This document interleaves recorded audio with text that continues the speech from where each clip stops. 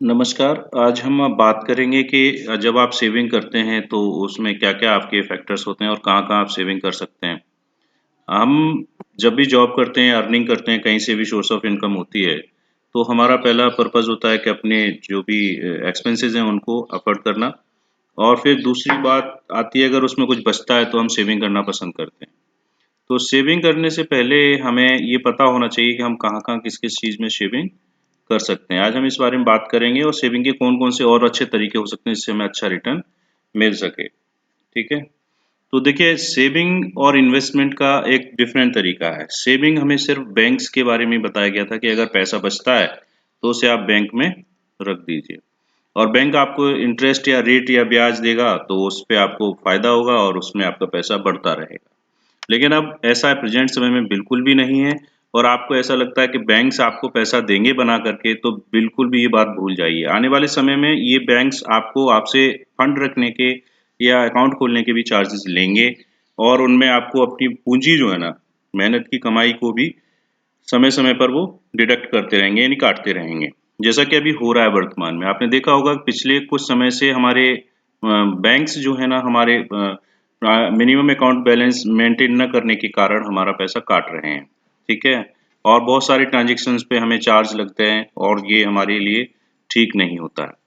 फिर बैंक्स में हम क्या-क्या कर सकते हैं, कैसे इन्वेस्टमेंट करते हैं, उसमें हमें बताया जाता है प्रॉपर्ली, तो ये चीज़ें आप देखेंगे कि हम बैंक में जाकर के एफडी कर सकते हैं, आरडी कर सकते हैं, पीपीएफ खुलवा सकते हैं, एनएससी खरीद सकते हैं। तो ये हमारे मेन मोटिव होते हैं अकाउंट्स में सेविंग करने के, इन्वेस्टमेंट करने के, ठीक है? यहीं से हमारी जर्नी शुरू होती है और यहीं तक हमारी जर्नी एट लास्ट जब हम रिटायर होते हैं या हमारी जॉब सीकर जो खत्म हो जाता है या हम रिटायरमेंट के टाइम होते हैं, तब तक हम इन्हीं में इन्वेस्टमेंट करते रहते हैं और हमारे पास फिर लास्ट में मिलता है एक फिक्स फंड जिसकी कोई वैल्यू नहीं होती क्योंकि इन्फ्लेशन जो है ना, वो महँगाई दर जो है वो बढ़ती रहती है। आप देखते होंगे कि अगर आप जॉब कर रहे हैं तो आने वाले समय में जब-जब साल दर साल आपकी सैलरी बढ़ती है, तो आपको क्या लगता है कि सरकार आपको सैलरी बढ़ा कर के दे रही है? नहीं। सरकार आपको इन्फ्लेशन बीट करने के लिए आपका इंक्रीमेंट लगाती है। यानी कि हर साल उसमें महँगाई दर बढ़ती है तो एम्प्लॉइज़ को उसमें उनकी महँगाई दर के हिसाब से 10% या फिर जो उनको मुनासिब रेट होता है उस परसेंट के हिसाब से वो उसमें इंक्रीमेंट ऐड कर देते हैं। तो इन्फ्लेशन कहते किसको हैं? इन्फ्लेशन का मतलब ये है कि जो भी इस समय आपकी अर्निंग है और 1 साल बाद जब महँगाई बढ़ेगी, तो उसमें महँगाई को जब आप सैलरी बढ़ेगी नहीं तो फिर महँगाई जो बढ़ेगी तो वो खर्चे बढ़ जाएँगे। तो इस वजह से खर्चे ना बढ़ें तो सरकार क्या करती है कि आपको उस महँगाई दर को कंट्रोल करने के लिए आपको इंक्रीमेंट देती है, प्रमोशंस देती है, ठीक है? तो ये आप देखेंगे कि ये फिक्स होता है और इसमें भी कोई बहुत बड़ा बेनिफिट नहीं होता। लेकिन ये अच्छी बात है कि महँगाई रेट अगर इस समय 8% है और आपका इन्फ्लेशन जो 8% ही माना जाएगा और अगर आपको 10% इंक्रीमेंट मिलता है, तो आप मान के देखिए कि आप कितना ज़्यादा पैसा कमा पाएँगे। बहुत मुश्किल है बीट करना आज के समय में, ठीक है? और बैंक्स हमको रिटर्न कितना देते हैं 2% 4%, 6% मैक्सिमम 8.5% तक और इस समय तो कोई भी बैंक आपको अवेलेबल नहीं देगी इतना कुछ, ठीक है? तो आने वाले समय में ये सब बहुत ज़्यादा सोचना पड़ेगा, हमें अपना ब्रेन अप्लाई करना पड़ेगा। इसके अलावा बैंक्स अगर अच्छा रिटर्न नहीं दे पाते हैं, तो हम उसमें क्या करते हैं कि एफडी करा देते हैं, आरडी करा देते हैं या पीपीएफ अकाउंट खुला लेते हैं और सोचते हैं इसमें मैक्सिमम रिटर्न मिल जाएगा और लंबे समय तक इसमें होल्ड करेंगे तो हमारा पैसा कुछ गुना या कुछ पैसा बढ़ जाएगा इसमें, ठीक है? जबकि ऐसा नहीं हो पाता है। इसके अलावा अगर कुछ जानकार लोग हैं, एक्टिव लोग हैं, तो वो बैंक से हट कर के अपना अगर पैसा ज़्यादा इकट्ठा कर लेते हैं, लोन ले लेते हैं, तो वो पैसा लगाते हैं सेकंड ऑप्शन प्रॉपर्टी में। प्रॉपर्टी का मतलब है कोई प्लॉट खरीद लेना, कोई लैंड ले लेना या ज़मीन या खेत या कोई फ़ील्ड ले लेना या किसी भी तरह का कोई प्रॉपर्टी खरीद लेना जो उनको सही लगता है, जो उनके बजट में आता है। लेकिन ये गारंटीड नहीं होता कि प्रॉपर्टी आपको आज के समय में बहुत अच्छा रिटर्न देने वाली है। आपने देखा होगा कि आज से 50 साल पहले या 10 साल पहले भी लोग थे, तो उनके पास भी प्रॉपर्टी बहुत सारी होती थी और वो प्रॉपर्टीज़ के रेट कभी इंक्रीज़ नहीं हुए। लेकिन मेट्रोपॉलिटन सिटीज़ में जैसे सिटीज़ में रश बढ़ा, एम्प्लॉयमेंट ना होने के कारण लोग वहाँ जाने लगे, इकट्ठे होने लगे, तो वहाँ पर प्रॉपर्टी के रेट भी इंक्रीज़ होने लगे क्योंकि जहाँ पॉपुलेशन होगी, वहाँ प्रॉपर्टी बढ़ेगी। लेकिन इसमें कोई गारंटी नहीं होती कि वो प्रॉपर्टी आज जो आपने 10 लाख की खरीदी है, आने वाले समय में वो 20 लाख या 50 लाख की बिकी जाएगी। हो सकता है वो प्रॉपर्टी 1 करोड़ की भी बन जाए या हो सकता है कि वो प्रॉपर्टी आपको फिर से वहीं 10 लाख पे ही खड़ा कर दे या हो सकता है वो डूब जाए। तो या हो सकता है उस पे कोई कब्जा कर ले। तो ये रिस्क तो यहाँ भी रहता है। रिस्क का मतलब है कि कोई भी आपको श्योरिटी नहीं है, ठीक है? लेकिन श्योरिटी में आपने ये देखना पड़ेगा कि प्रॉपर्टी में जो पैसा हम लगा रहे हैं, वो हमारी सही जगह पर सही प्रॉपर्टी में मुनासिब दामों पे लगे, तभी आप उसमें रिटर्न कमा सकते हैं, ठीक है? फिर इसके बाद तीसरा अल्टरनेट जो आता है वो हमारे पास होता है गोल्ड और सिल्वर। गोल्ड और सिल्वर में आप सबसे ज़्यादा पैसा लगाते हैं और ज़रूरत के हिसाब से भी है और हमारे यहाँ कल्चर भी है कि हम गोल्ड और सिल्वर को ही सबसे ज़्यादा यूज़ करते हैं। गोल्ड और सिल्वर का पैसा जब लग जाता है तो हम उसको रखते हैं, लेकिन वो पैसा हमारा डंप रहता है। एक मान के चलिए अगर गोल्ड में आज भी कितना भी रिटर्न आ जाए तो गोल्ड में 10% 20% या मैक्सिमम मैक्सिमम अगर देखेंगे तो 50% तक उछाल आ सकता है, लेकिन ऐसा नहीं है, ठीक है? गोल्ड और सिल्वर भी इस तरह से आपको रिटर्न नहीं दे सकते। तो इसके बाद फिर हम देखते हैं अभी जो कुछ एजुकेटेड लोग हैं जो थोड़ा एक्टिव है वो म्यूचुअल फंड में पैसा लगाते हैं। म्यूचुअल फंड का मतलब होता है कि कोई ऐसी कंपनियां जो कि मार्केट शेयर मार्केट में अपना पैसा लगाती हैं और म्यूचुअल फंड में पैसा वो मैनेज करती है पैसे को कि किस तरह से किस जगह लगाया जाए पैसा और वो पैसे से पैसा बना सके। लेकिन इसका एक लॉस ये होता है कि म्यूचुअल फंड अपनी कमीशन और अपना प्रॉफिट पहले से ही आपके अकाउंट से पैसे से काट लेते हैं। अगर आप म्यूचुअल फंड को टाइम वैल्यूज के या टाइम से पहले विड्रॉल करते हो तो आपको उसमें लॉस ही होता है। तो यहाँ पे भी इन्वेस्टमेंट का पर्पज़ एक ही होता है कि आप लॉन्ग टाइम तक यहाँ रुकें और उसको एनालिसिस करें और उसके अकॉर्डिंग आप अपने म्यूचुअल फंड को सिलेक्ट करें। अगर म्यूचुअल फंड भी आप गलत सिलेक्ट कर लोगे तो आपको उसमें लॉस होना ही होना है, ठीक है? इसके बाद हम अभी जो लेटेस्ट बात करें हमारी इंडिया में इकोनॉमी को लेकर के तो वो फिर आता है कुछ ज़्यादा एक्टिव लोग हों या नहीं भी हों, आज एक्टिव होना भी ज़रूरी नहीं है। अगर आप में थोड़ी-सी भी समझ है और थोड़ी-सी भी एक्टिव है और एंड्रॉयड फ़ोन भी अगर आप चलाते हैं, तो इक्विटी और शेयर बाज़ार में अपना पैसा लगाइए। तो यहाँ से अनलिमिटेड रिस्क भी है, अनलिमिटेड रिटर्न भी है। अनलिमिटेड रिटर्न भी है मैं आपको बता दूँ, क्योंकि इक्विटी यानी कि शेयर बाज़ार जो है वो बहुत तरीके से काम करता है, बहुत मल्टीपर्पज़ अनलिमिटेड फैक्टर है इसके, अनलिमिटेड नॉलेज है, अनलिमिटेड इसके वेरिएंट्स हैं काम करने के।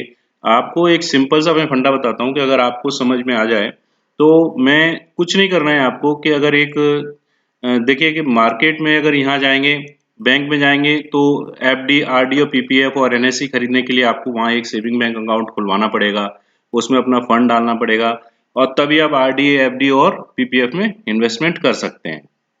ऐसे ही आपको यहाँ प्रॉपर्टी में भी आप जब प्रॉपर्टी खरीदेंगे तो प्रॉपर्टी में आपको रजिस्ट्री करानी पड़ेगी, रजिस्ट्री कराएँगे आप, फिर वो प्रॉपर्टी आपके नाम ट्रांसफ़र होगी, उसका पेमेंट करेंगे आप, तो यहाँ पे भी आपको प्रोसेस करना पड़ेगा, ठीक है? इसी तरह से सिल्वर में आपको गोल्ड स्मिथ के पास जाना पड़ेगा, सुनार के पास जाना पड़ेगा, वहाँ उसका क्या रेट है, कौन-सी चीज़ बनवानी है, किस क्वांटिटी में बनवानी है और कितनी उसकी क्वालिटी इम्प्रूवमेंट वो दे रहा है।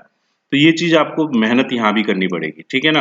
तभी आप एक अच्छे सुनार से, अच्छे गोल्डस्मिथ से गोल्ड खरीद पाएँगे, ठीक है? उसके बाद आता है म्यूचुअल फंड। म्यूचुअल फंड में भी आपको थोड़ी बहुत नॉलेज होना ज़रूरी होता है, ताकि फंड कोई और मैनेज कर रहा है लेकिन वो उसकी फीस प्रोसेसिंग ले रहा है, तभी आपको वो अर्निंग देगा। लेकिन यहाँ पे भी लॉन्ग टर्म इन्वेस्टमेंट होता है। लेकिन मैं आपको यहाँ एक छोटा-सा, एक अच्छा-सा और सिंपल सा आइडिया बता दूँगा, अगर आपको कुछ भी ना आता हो, तो आप यहाँ पर शेयर मार्केट यानी कि इक्विटी मार्केट में आप अपना पैसा इन्वेस्ट करते रहिए साल दर साल और फिर देखिए उसकी क्या वैल्यूज आपके सामने निकल करके आती हैं, ठीक है?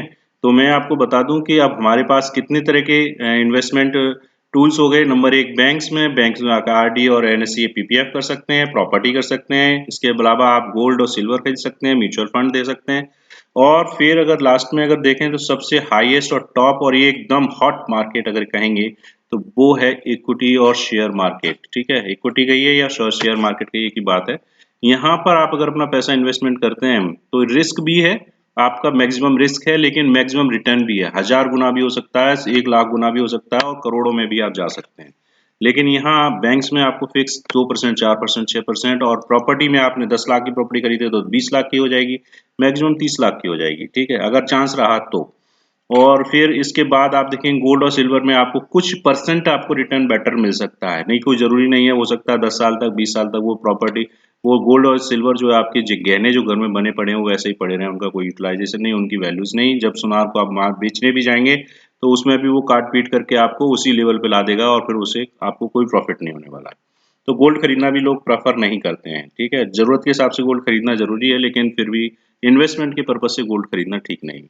फिर आता है म्यूचुअल फंड्स। म्यूचुअल फंड यानी कि जो आप म्यूचुअल फंड्स में बड़े-बड़े फंड्स कंपनियां काम करती हैं वो भी अपना पैसा शेयर मार्केट में ही लगाती हैं। आखिरकार ये एक ऐसा हॉट एंड एकदम वार्म अप इन्वेस्टमेंट पर्पस है जिसमें आप अपने पैसे को इन्वेस्ट कर सकते हैं।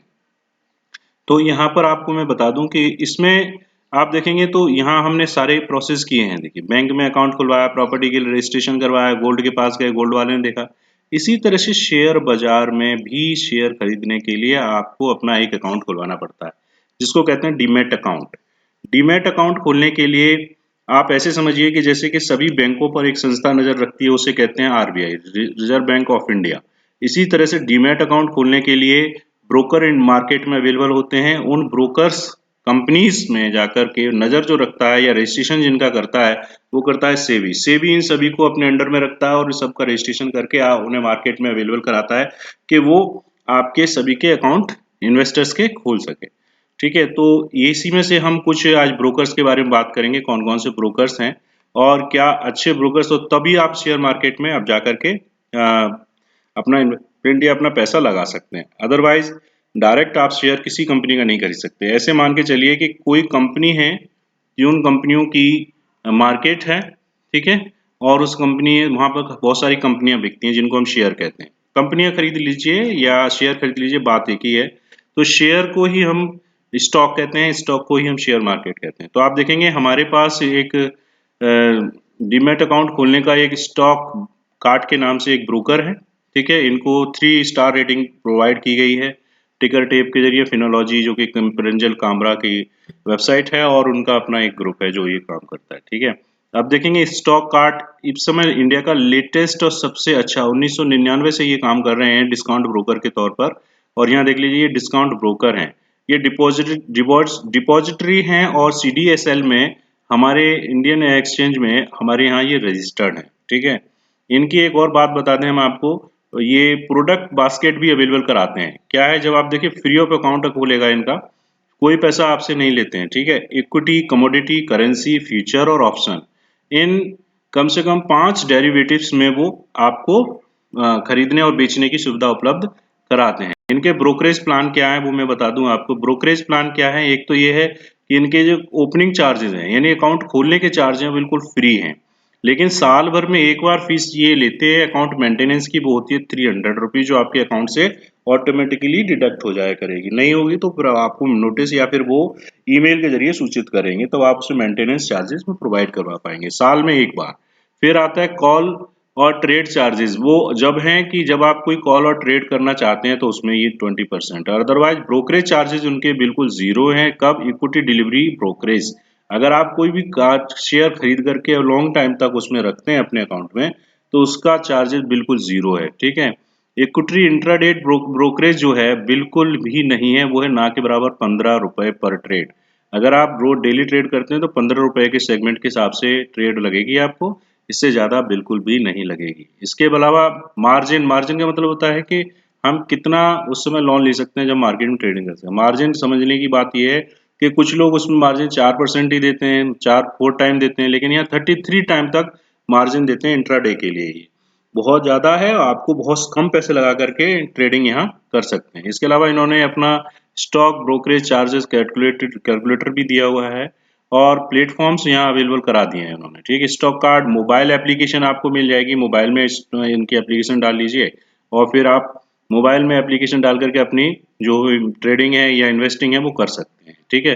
ब्राउजर बेस्ड ट्रेडिंग भी है, यानी कि सीधा सीधा जो हम अभी देख रहे हैं ये ब्राउजर, ये सब ब्राउजर है। इस ब्राउजर पे भी अपनी वेबसाइट डाल करके आप ट्रेडिंग कर सकते हैं। डेस्कटॉप ट्रेडिंग एप्लीकेशन, इनके अलावा एक ट्रेडिंग एप्लीकेशन भी ये देते हैं, उसके माध्यम से भी आप कर सकते हैं। इनके प्रोज एंड कॉन्सेस आप यहाँ देख पाएंगे।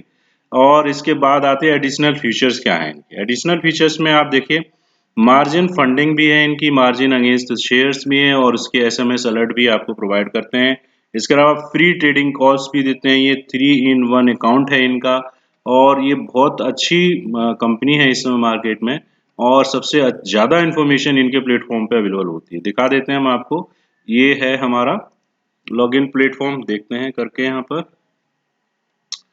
तो ये देखिए स्टॉक कार्ड का, ठीक है, ये सब कुछ इनका वेबसाइट है और इनका डेस्कटॉप प्लेटफॉर्म है। यहाँ अपनी आईडी और पासवर्ड आपको जब अकाउंट खुलवा लेंगे तो मिल जाएगा, तो यहाँ से लॉगिन करके आप जा सकेंगे और देख सकेंगे। मैक्सिमम इनके बहुत सारे फीचर्स हैं, इतने फीचर्स हैं कि आपको कहीं एनालिसिस करने या जानने की ज़रूरत नहीं है, वो सब कुछ एक ही जगह सब कुछ अवेलेबल करा देते हैं। इसके अलावा आप देखेंगे डीमैट अकाउंट खोलने के opening charge sorry account opening के लिए हमने यहाँ पर दिया हुआ था किस तरह से आप इसे खोल सकते हैं। इंडिया में बहुत सारे ब्रोकर्स हैं, यहाँ पर देखिए ज़रोदा है, अपस्टॉक है, सीआईसीआई है और एंजल ब्रोकिंग है, ये बहुत सारे हैं, ठीक है। ये सभी सेबी रजिस्टर्ड है, ऐसा नहीं है कि कोई भी प्राइवेट हो और कोई भी खोल के बैठ जाए।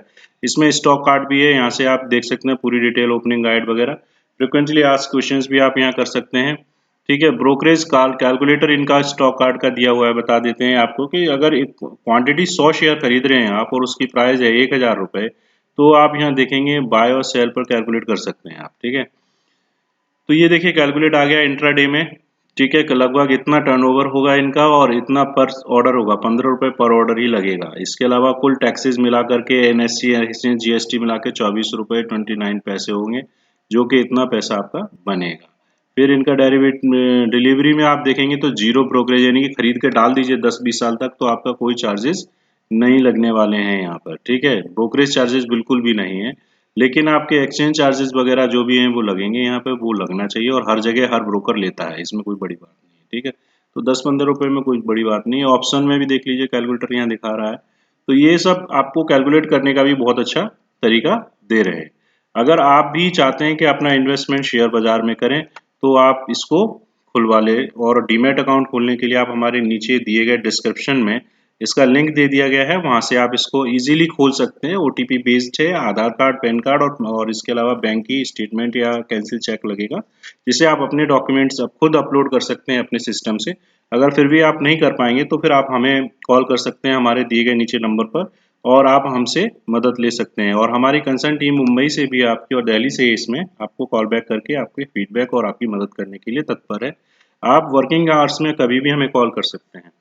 तो लिंक पर जाइए और डीमैट अकाउंट खोलिए और स्टॉक मार्केट में आज से ही अपनी इन्वेस्टमेंटिंग शुरू करिए, ठीक है। तो शेयर बाजार में कैसे इन्वेस्टमेंट करेंगे, इसके लिए जैसे बैंक में सेविंग बैंक अकाउंट आप खुलवाते हैं, वैसे ही शेयर बाजार के लिए डीमैट अकाउंट खुलता है।